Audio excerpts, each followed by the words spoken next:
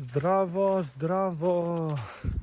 Danes je pa to že vlog številka 57, danes je že torek, še 4-krat grem na delo in potem delo zaključim v tem kraju.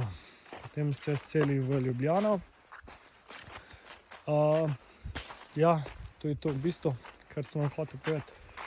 Če ste pa zdaj opazili v februarju, tle v teh recimo gozdovih, na tej strani ne, ampak na drugi strani, ko sem bil, to je res velike jate ptic, se premikajo iz enega dela gozda v druga in so na vejah, potem ko se približaš, pa vse to odleti stran.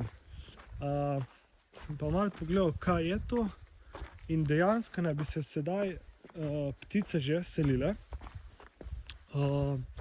Torej, te ptice so bile na jugu in so zdaj prišle v naš konec, ker se je že dovolj otoplilo.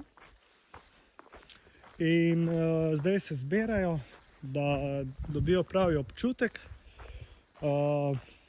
in potem bodo odšle od tukaj bolj na sever. V bistvu, to so te selivke.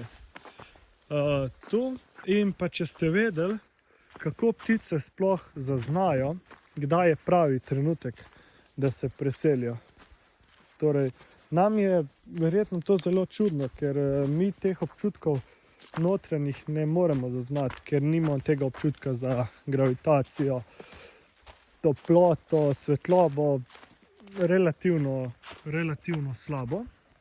Ampak pri pticah, pa ne boste verjeli, je pa to na takšen način, da oni imajo nekakšen notranji senzor, kot za gravitacijo, in ker se Zemlja vrti, ptice potem čutijo to gravitacijo. Zdaj, če jaz to na plastičen način vam predstavim, torej kot da bi človek čutil gravitacijo kot neko bolečino, in ko se Zemlja vrti v neko smer, človek čuti neko bolečino, in če on zaostaja na tem mestu, ko se Zemlja že dovolj zavrti, bo njega začelo to boleti. In on bo potem to zaznal in ve, da mora se premakniti bolj naprej, kjer bo ta bolečina izginila. To je en način, kako recimo na plastičen način ponazorjam, kako ptice to zaznajo. Potem je pa tukaj še svetloba in pa toplota. No, tega verjetno vsi niste vedeli, jaz tudi ne, sem danes zjutraj se glih bral en članek in mi je bilo zelo zanimivo to in sem se odločil, da delim z vami. Upam, da se imate fajn. Čau, čau, se vidimo naslednjič.